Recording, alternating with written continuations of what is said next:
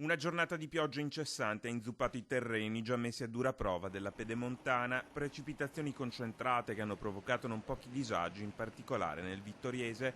Una frana in località 9 di Vittorio Veneto ha costretto la Protezione Civile a disporre il blocco dell'arteria in entrambi i sensi.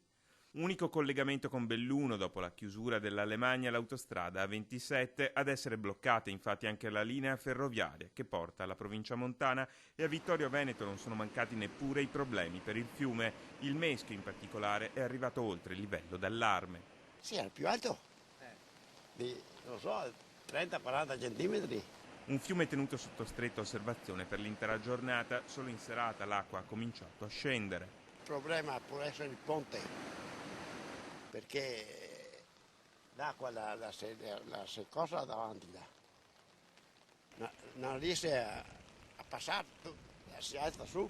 L'allarme della Protezione Civile è stato diramato per tempo e la macchina dell'emergenza è stata avviata, monitorati i principali corsi d'acqua che al momento non destano preoccupazione. Già stamattina sono arrivate diverse telefonate qui ai miei uffici per sapere qual è la situazione, in particolar modo sul Piave, ma il Piave è un fiume, è un pachiderma, possiamo considerarlo dei fiumi, il fiume è ancora tranquillo, non c'è nessun problema per il momento. A destare invece preoccupazione sono i corsi d'acqua secondari, come appunto il Meschio. I fiumi sono sotto controllo, i fiumi principali, può darsi che qualche disagio nasca naturalmente sui corsi d'acqua, quelli inferiori, su tutto il reticolo idrico secondario, da fossi a fognature, i soliti punti critici, tanto per dire la Ghilarda di Treviso, quei punti critici che creano sempre dei problemi ogni qualvolta ci siano delle piogge un po' abbondanti. E nel tratto medio del fiume Piave si attende anche la ripercussione sulle falde acquifere, con i guai legati agli scantinati che finiscono sott'acqua. Intanto il meteo non promette per i prossimi giorni nulla di buono.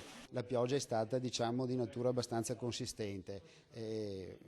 Ci attendiamo per domani un ulteriore impulso che da un punto di vista della previsione dovrebbe risultare leggermente più debole di quello di oggi, e comunque anche venerdì ci sarà un'ulteriore coda dell'evento.